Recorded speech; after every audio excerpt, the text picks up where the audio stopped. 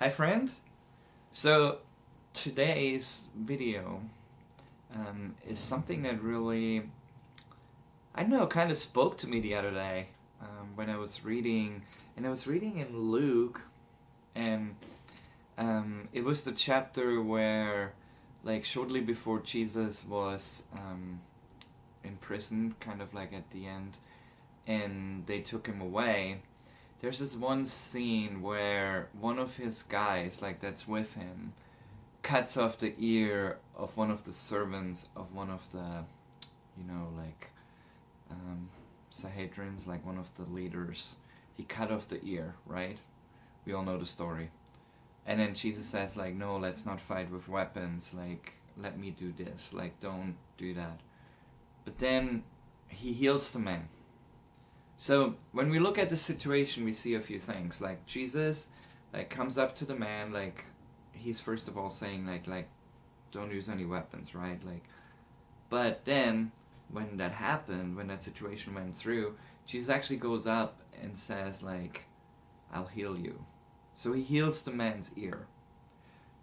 That sounds good, right? Like healing somebody is awesome, like physically healing somebody.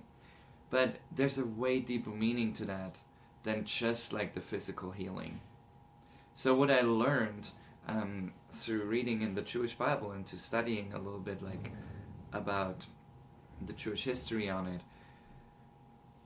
when you have like a ear or like somebody on your body, something on your body is deformed or like destroyed, like or cut off or whatever in this case, you're actually not allowed to serve in the temple anymore. So since that man was a servant that worked in the temple, worked with one of the, leaders there, he pretty much would have lost his job. He pretty much would have lost everything. Like all the honor that's coming along with serving in the temple. It would just be gone. So Jesus not just restores him in like physical health, but he also restores him as a person.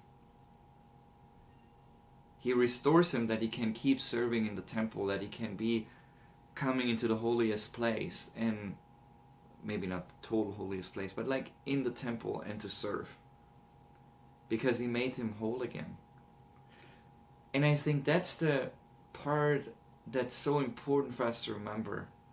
Jesus is not just about like healing us physically or fixing our little issues that are going on in our lives. Like whatever it might be a money issue or it might be a family drama or whatever it is. It doesn't matter. It might be in relationships, whatever it is.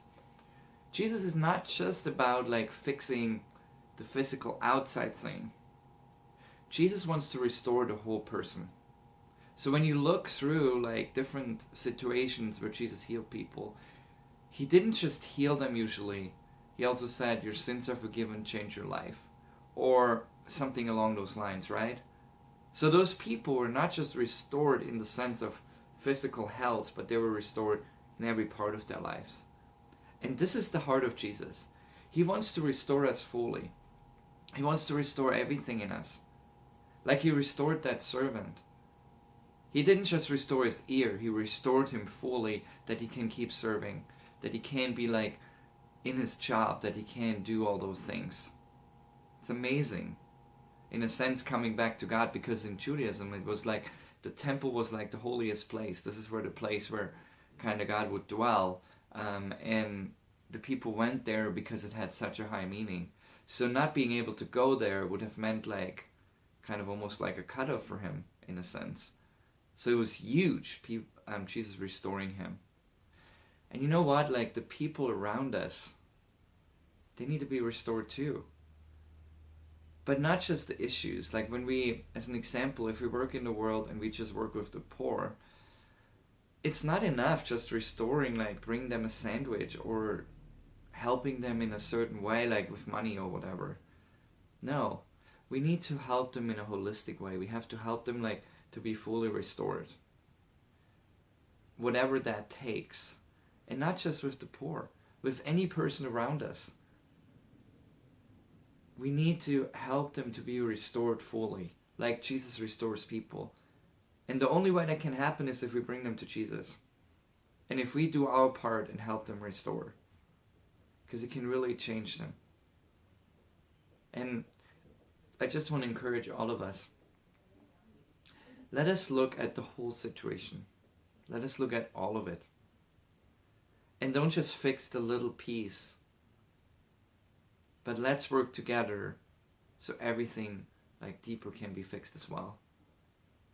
Let's do that approach that Jesus had, because it can really change people. It can really bring hope to people. Hey, have a wonderful week and get started. Bye.